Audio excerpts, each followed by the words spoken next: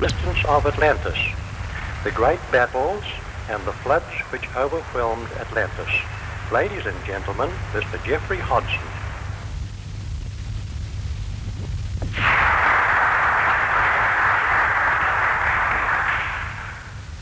Miss Darrow and ladies and gentlemen, the question may have arisen in your minds concerning the value of such a study as we are about to make together this evening. Can there be any usefulness in considering a subject apparently so remote from the very pressing problems with which humanity is confronted today? And one might doubt also the possibility of making any constructive contribution to a hypothesis for which no demonstrable support whatever can be found. What answer could be given to those rightful and natural questions? First, that by taking a long historical view of human history and human life upon our earth, an explanation of the present difficulties confronting mankind may emerge. An explanation of the divided condition of mankind may be found. And secondly, we may answer that though there may be no demonstrable proof of the existence of Atlantis thousands of years ago, nevertheless, a great deal of scientific evidence exists, and much historical support is available for this persistent belief in the existence of the now lost continent of Atlantis and its peoples. Occult science has a great deal to say on the subject, and much interesting information to offer, some of which closely harmonizes with the evidence now available. Since, however, the subject is admittedly a matter of speculation, it might be well to begin by a statement, a list of the various evidences which can be found supporting belief in the existence of that continent. The very earliest literary references to Atlantis are to be found in the ancient Hindu scriptures, probably the oldest scriptural literature in the world. And there, in what are known as the Puranas, developments out of the Vedas, there much is to be found descriptive of ancient Atlantis. But Greek literature has references to the continent as well, and particularly from Plato do we learn in the West, first of all, of the idea. You may remember the story that Plato told, that during a visit to Egypt, his grandfather, the great Athenian lawgiver Solon, during a visit to Egypt, he was told by an aged priest about the existence of Atlantis, and Solon told the story in his turn to his grandson Plato. According to the story handed on, the people of Atlantis formed the oldest civilization in the world.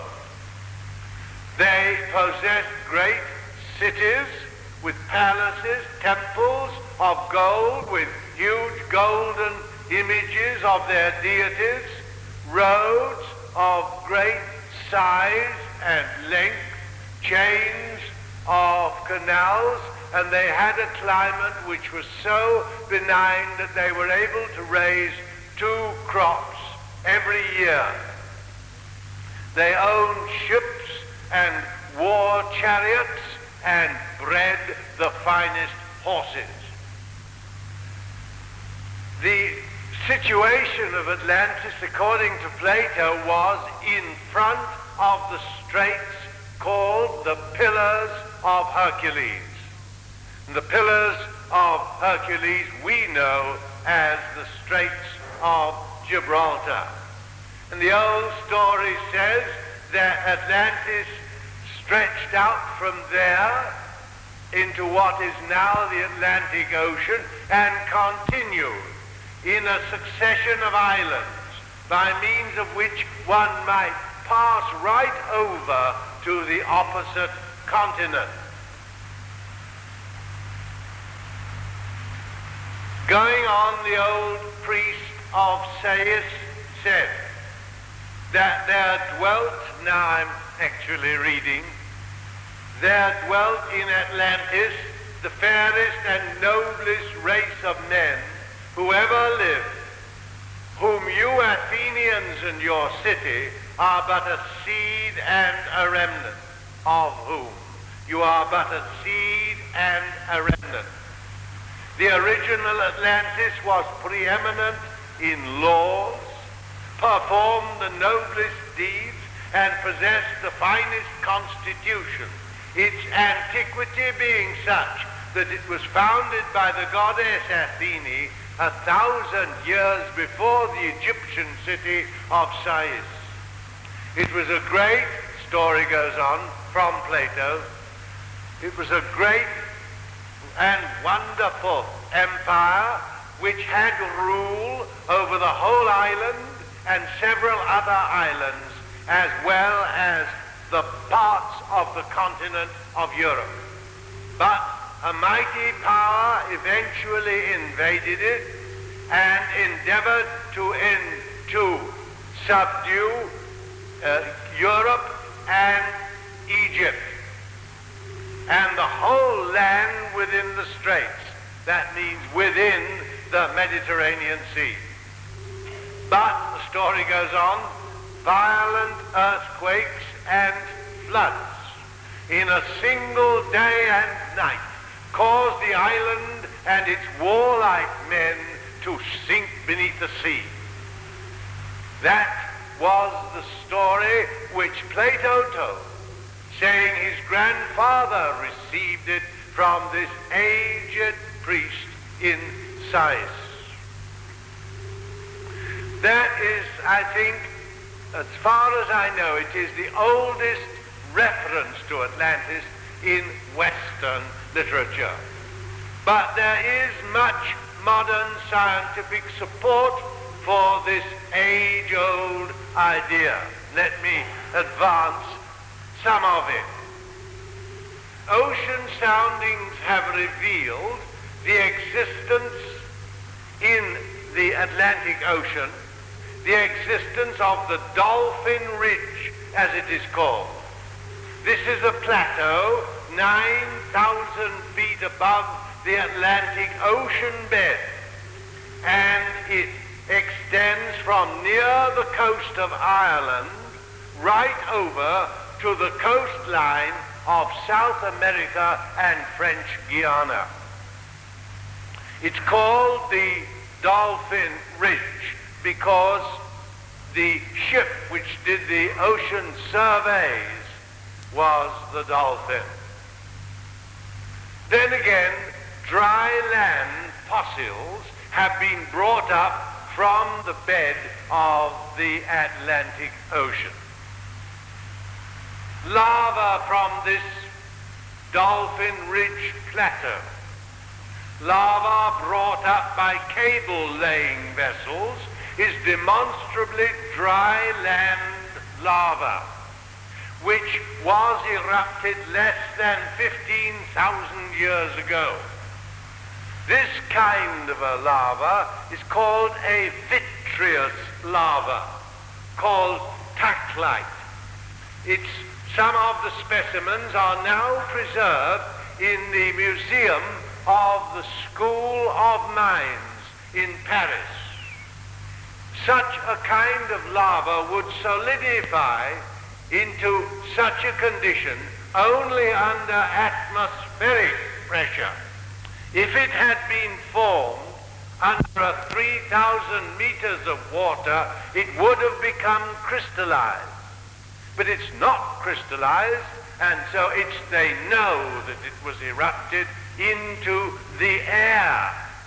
And yet it's found on the bed of the Atlantic Ocean.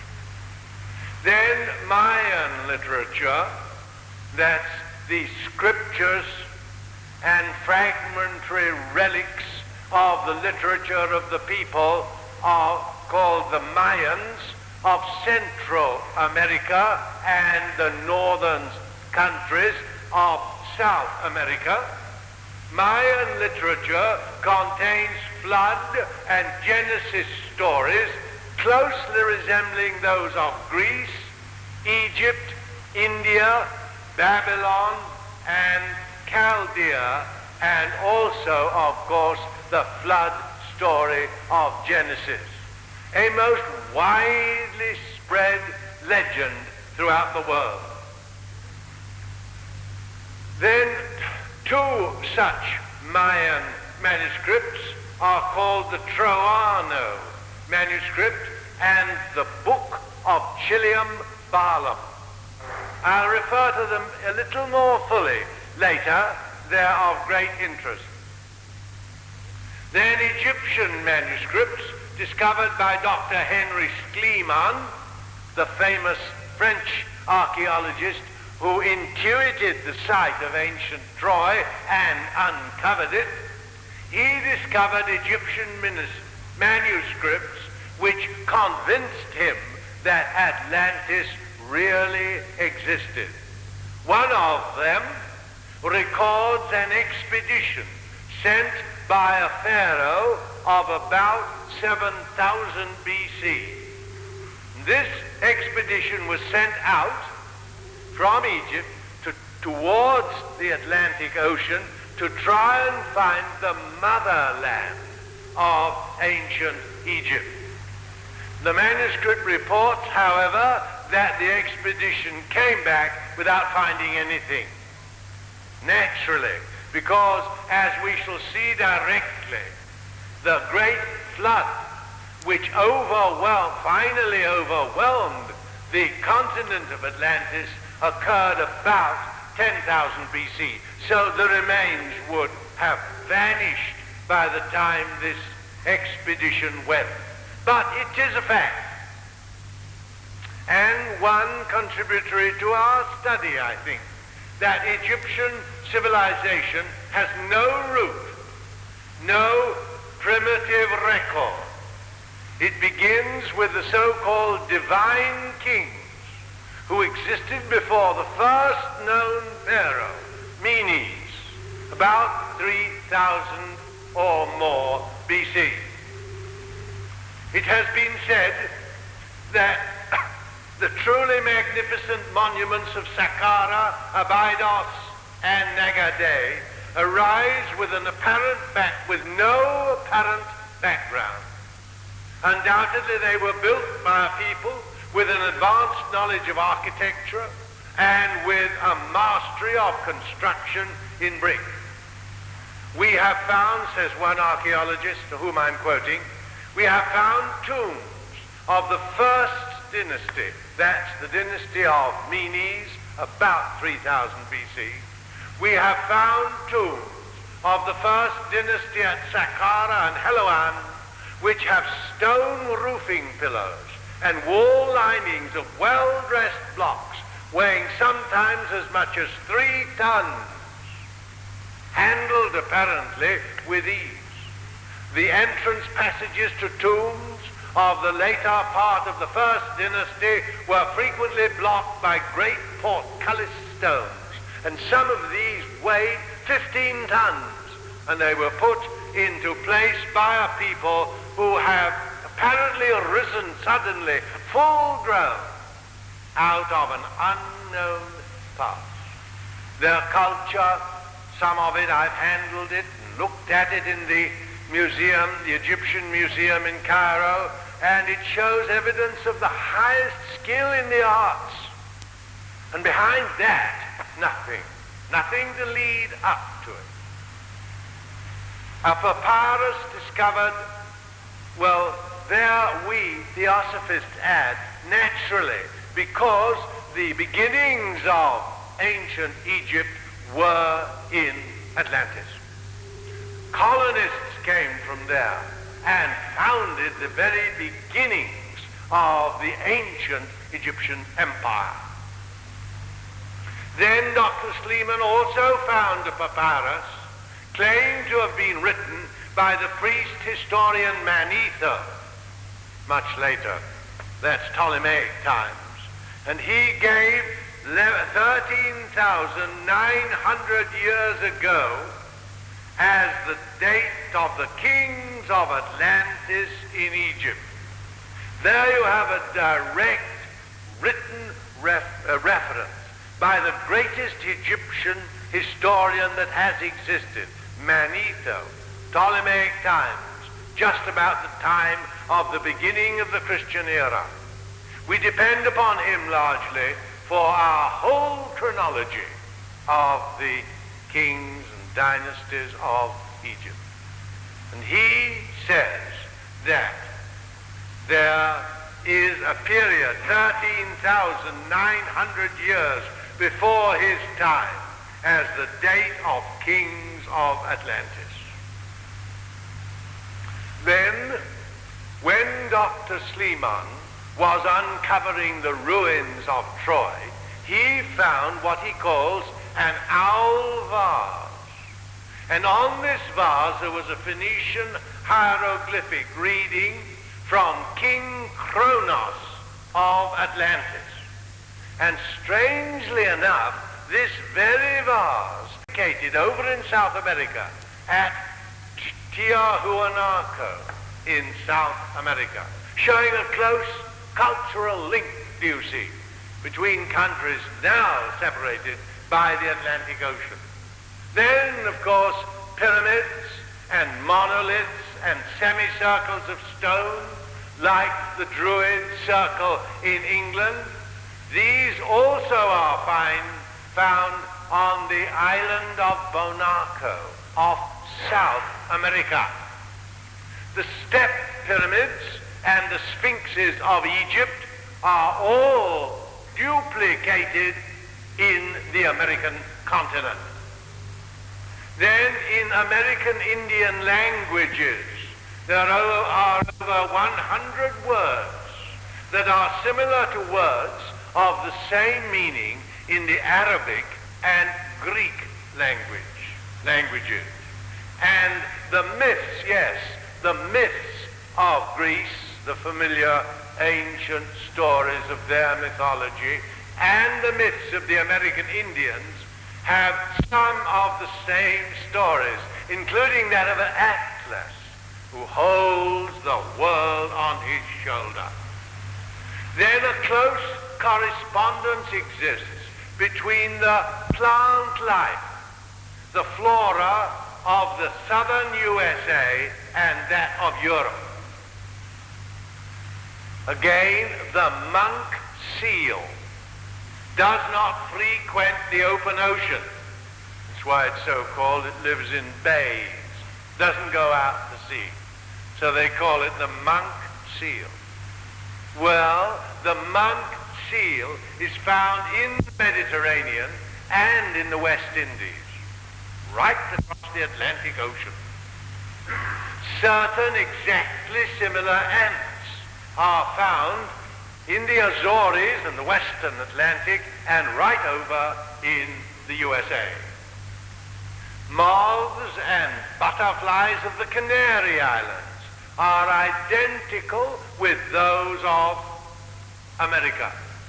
Now, neither the moths and butterflies nor the ants could possibly have crossed the present Atlantic Ocean. The Basque Spanish language has no affinity with other European languages, but resembles Aboriginal tongues of America in grammatical structure.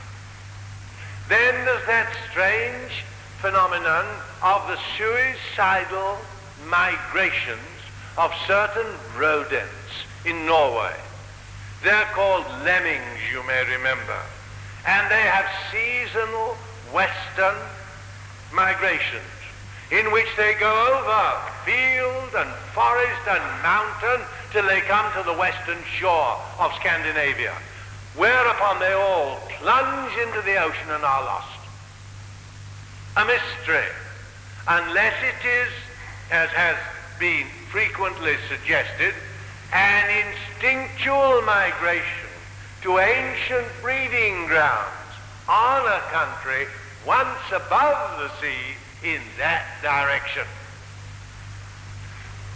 Cro-Magnon skulls, that's certain very ancient, half-million-year-old skulls found in caves in France. Cro-Magnon skulls found in France closely resemble those found in Brazil. Well, there's a list. Actually, I've given you 19 items, a list of similarities, and they all of them surely can't be coincidences, so that it is reasonable from them alone to assume that there once was a land connection between Europe and Africa across to where the Americas now are.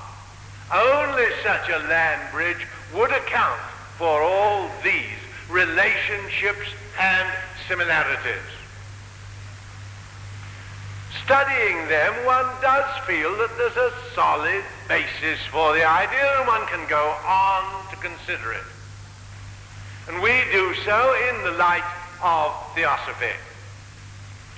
What has Theosophy to say about the possible existence of Atlantis? Well, it advances three fundamental ideas. The first is that it is possible to know the prehistoric past, that there actually exists a memory of nature, wherein is contained a record of everything that ever happened. And in man, moreover, there exists the power to read this memory of nature, a special kind of extrasensory perception about which I've spoken rather fully in earlier lectures, a special kind of what modern science calls extrasensory perception. And by the use of this inward power of positive trained clairvoyance, great seers have been able to look back into the past, not only to Atlantis, but far earlier than that. And it is from them that the knowledge given in Theosophy has been attained. What do they find in general? They find that human racial evolution on this planet is extremely orderly, and that the order is numerical, the governing number being 7. Thus, 7 major races follow each other when man is occupying a planet.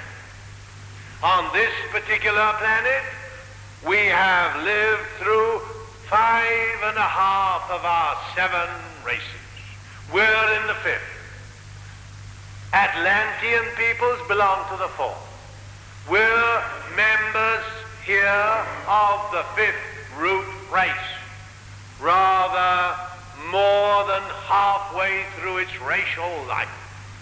A sixth and a seventh race lie ahead of us, and the teaching gives a great panoramic survey of the life of man upon this our globe.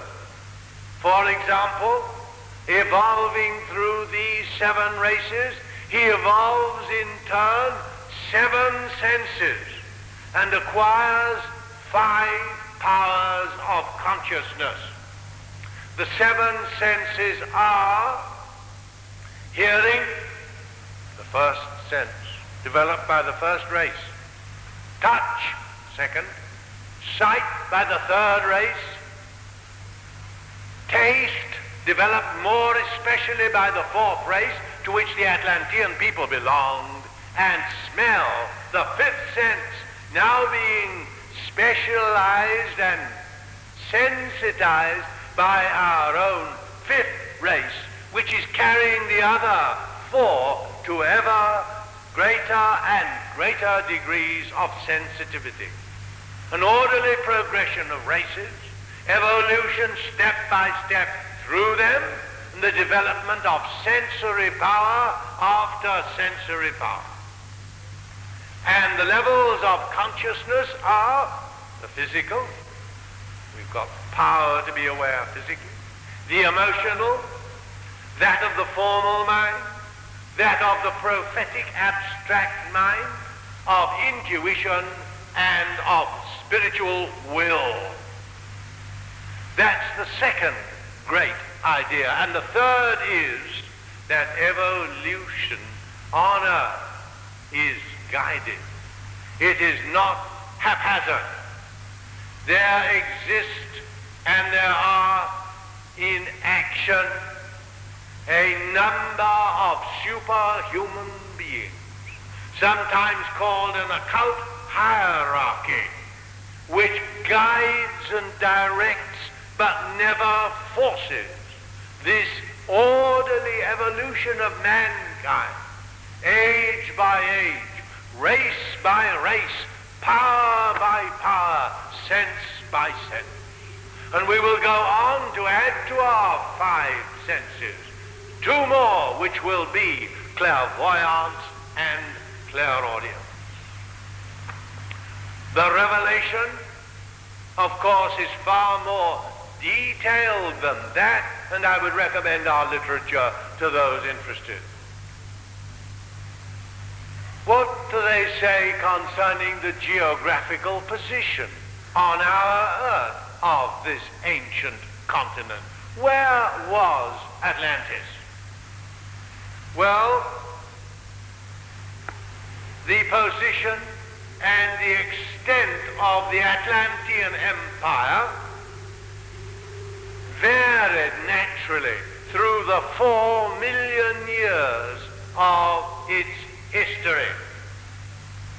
And those variations were caused by four great convulsions of nature, mighty cataclysms, chiefly characterized by all-embracing floods. Up to about 1 million years ago, or rather later than that, up to 850,000 years ago, here was the position of Atlantis. It extended from a few degrees east of Iceland to about the site now occupied by Rio de Janeiro. It embraced the whole of present Texas, the Gulf of Mexico, the southern and eastern states of America. Further north, it took in Labrador and all the area from there to Iceland and Scotland, and it included a small portion of the north of England.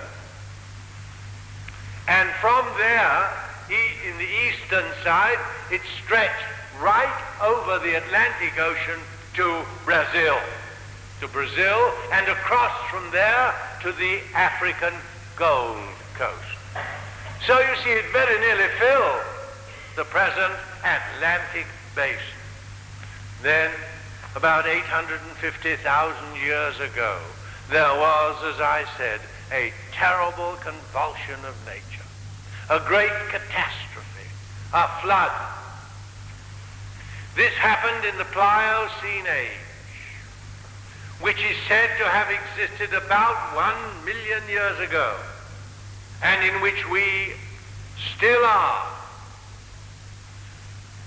The wonderful occult maps which are available showing these changes and distributions of land and sea show that much of the north of the continent of Atlantis was submerged and the rest of it was rent by this first of the 4 floods.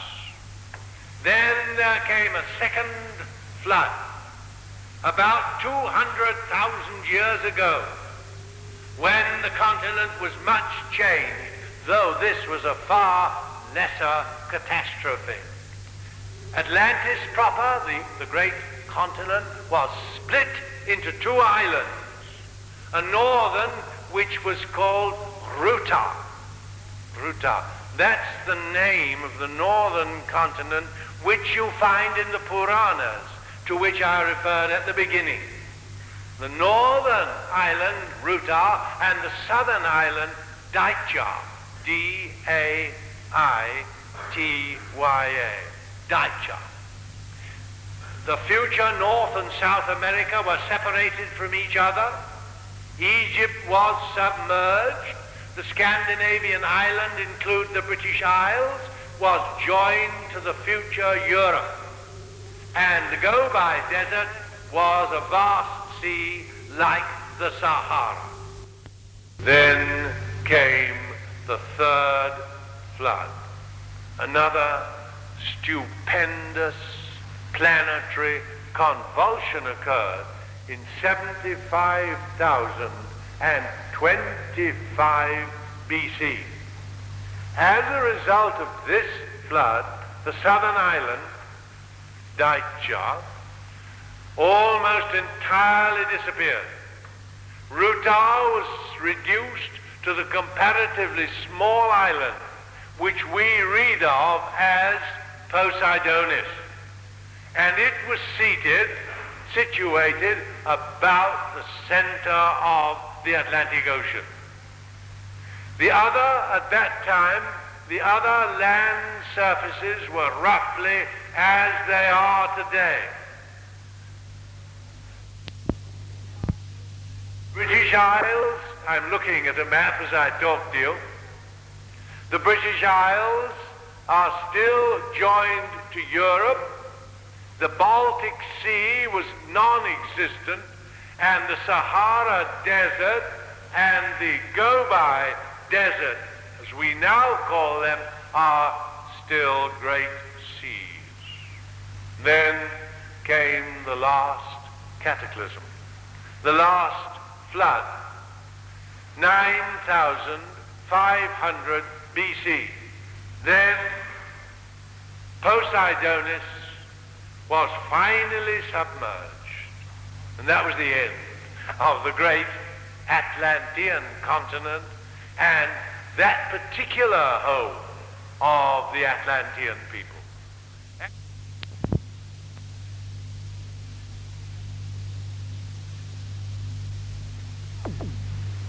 Occult historical age of 9,500 BC.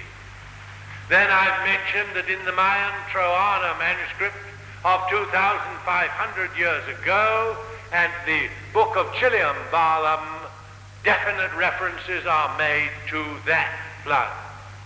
Plato refers to it when he wrote about 500 BC, and the Hindu Puranas give a fairly good account of it. So we may take it, I think, from all these sources that the occult teaching is indeed founded upon fact. Now the people. So much for the country. I have to treat it quickly and rather lightly. You can turn to our literature if you want to fill it out. Now the people. Well, as I said, they belong to the fourth root race. They have now produced all of the 7 sub-races. For each of these major races of which I spoke produces 7 daughter races, which we call sub-races, and from them the various nations of the world develop. Well, the Atlantean, 4 of the 7 races, has produced all of its 7 sub-races. We haven't. We're Aryans. We belong to the 5th root race. We've only produced 5 sub-races, though the 6th is said just even now to be being born.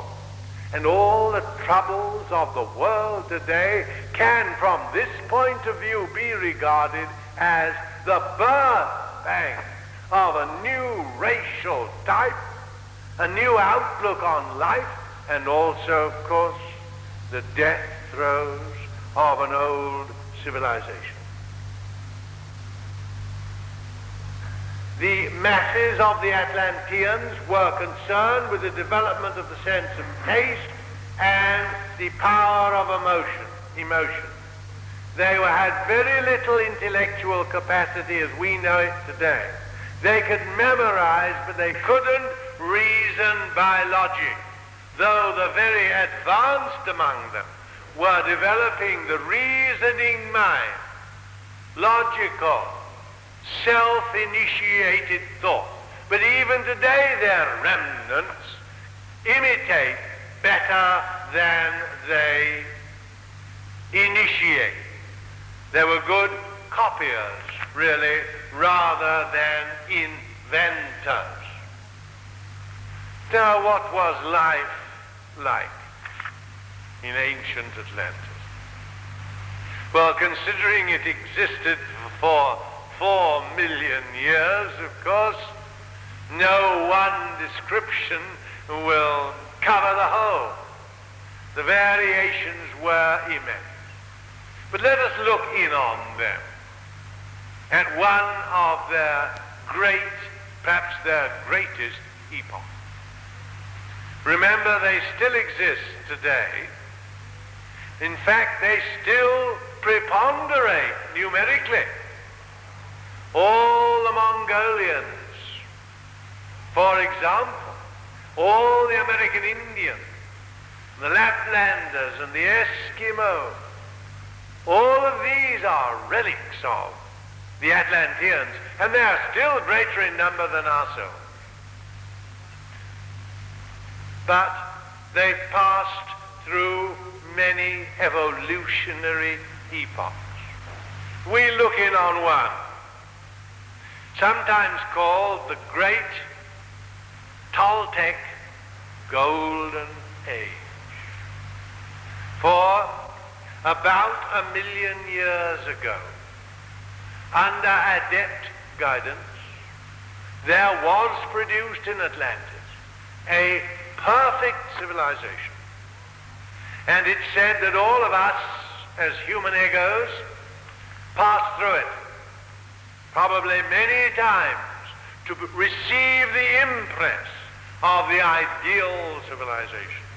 And many of the experiments and efforts of today are upsurgings from our old instinctual memory of that past. I don't know whether that sounds strange to you, but we have to remember, you know, that the Atlanteans weren't somebody else. We are the reborn Atlanteans. There's only one family of egos, spiritual beings evolving on this planet. That is ourselves.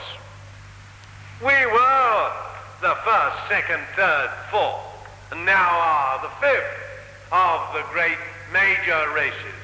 We can say that in general, though there are some particulars in which we differ. So it's ourselves, you see. We're the product of our own remote past.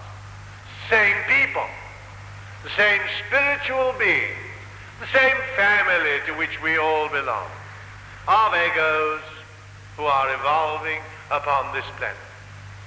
And we all had this wonderful experience of incarnation in a golden age of a perfect society, which we could not have produced ourselves, but our seniors in evolution helped us to do so. For example, great advances were made in horticulture. Cereals and food-bearing trees were developed from wild to highly cultivated states. And in fact, we owe many of our food, plant foods, notably cereals and fruits, from the horticultural experiments and achievements of the ancient Toltec people. They were great gardeners and great farmers.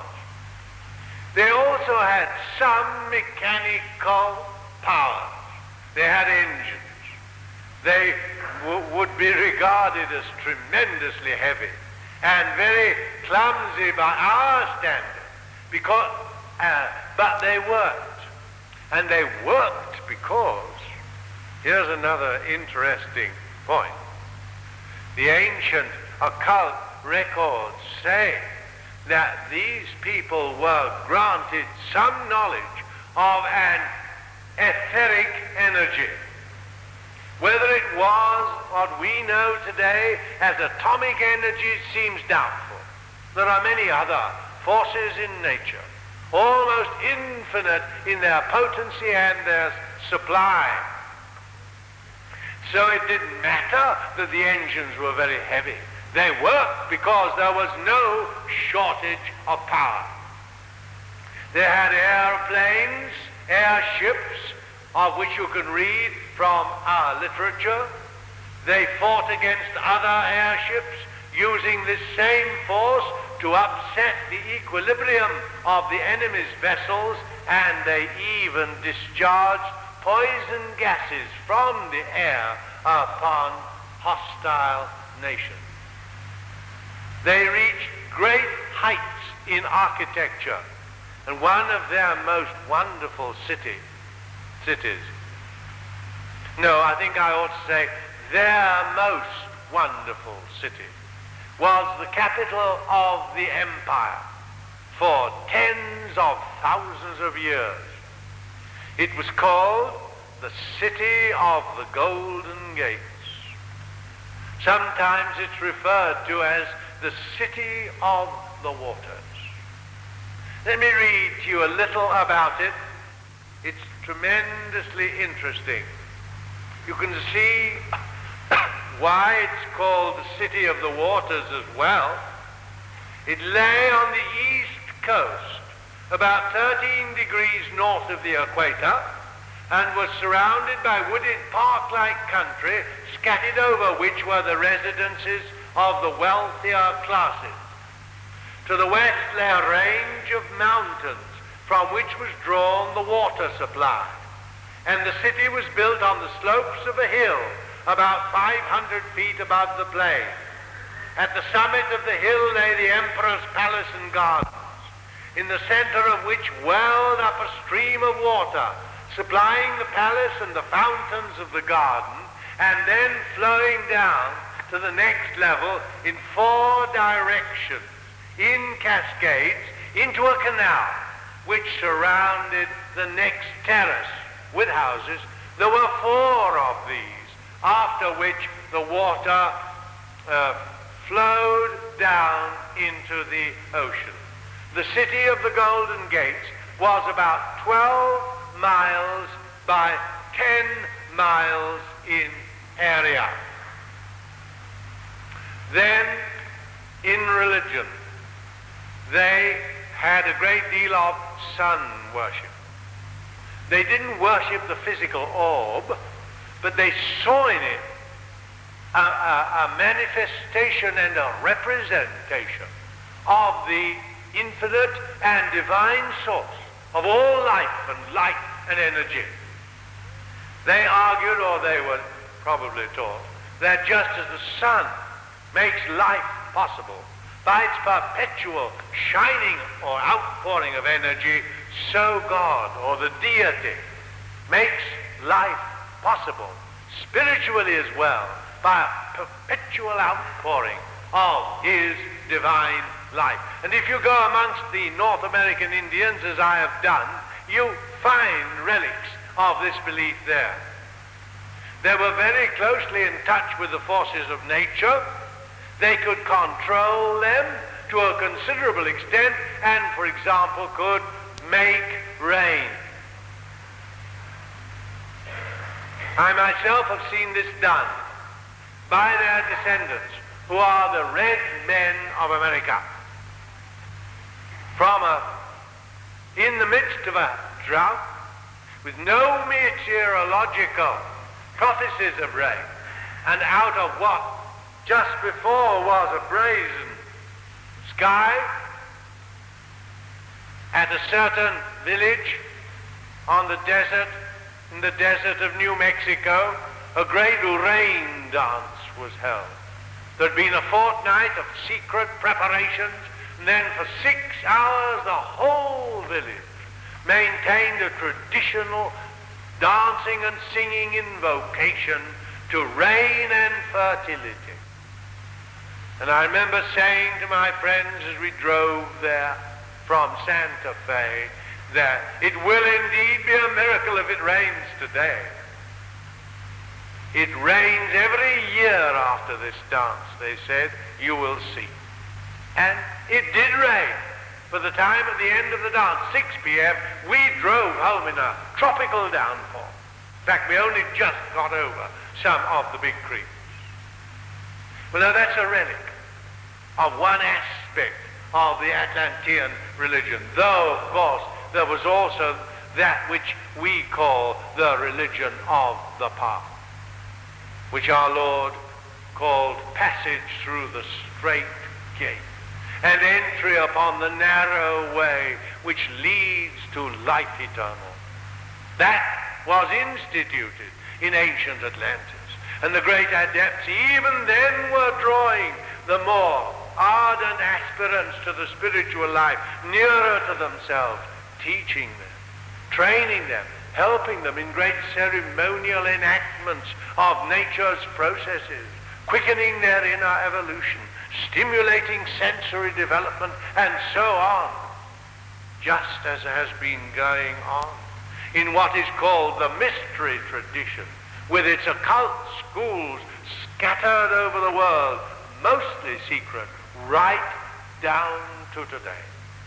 So when we look at the Atlantean religion, we may well remember that many of the great adepts of later days and of today began their training and speeded evolution at that time. This was an important part of the work of ancient Atlantis. I ought to have left more time for politics. I can only just say that society was completely communal. Not so much communistic, particularly with the undesirable foreign attributes which have been foisted onto a certain political ideal. But their motto was, from each according to his capacity, to each according to his need. And under that, and of course under adept guidance, a perfect society existed for 100,000 years. And we all of us had at least one incarnation therein. There was practically no crime, the great and dreaded punishment, whenever needed, being banishment to the outer barbarian colonies. Yes, they were great colonists, sailors and merchants. They sailed the seas and colonized the world. But they fell into very grave malpractices. This very psychic power, contact with elemental forces, was a temptation to certain of them. And so, some of the more evil forms of necromancy, sorcery, dabbling with the deceased, unlawful contact with the dead, with nature's elemental forces, with the powers, the grosser powers in man, and the terrible black magical era came up time after time in Atlantis, and only swept away, swept off the face of the earth by these great and terrible floods. Such, in outline only, admittedly, such is a glimpse of one part of ancient Atlantis, where you and I lived, together too, as part of the great human family on this our earth. For we are one humanity, one family, and brotherhood is the great fact underlying our existence in all the races here on earth. We are moving on, all of us, together, to a higher and higher evolutionary condition. We shall evolve through our present dividedness, egotism, selfishness, brutality, and crime. In fact, men and women are already appearing in the world who obviously have evolved far beyond them. And thus such a survey as this has its value. We get a panoramic view of human history. We see the place of its various phenomena and of our troubles and difficulties of today. And we become inspired by the knowledge that humanity will never be wiped out from this planet. Atomic energy and hydrogen bombs will not be allowed to interfere with this great evolutionary, irresistible onward march.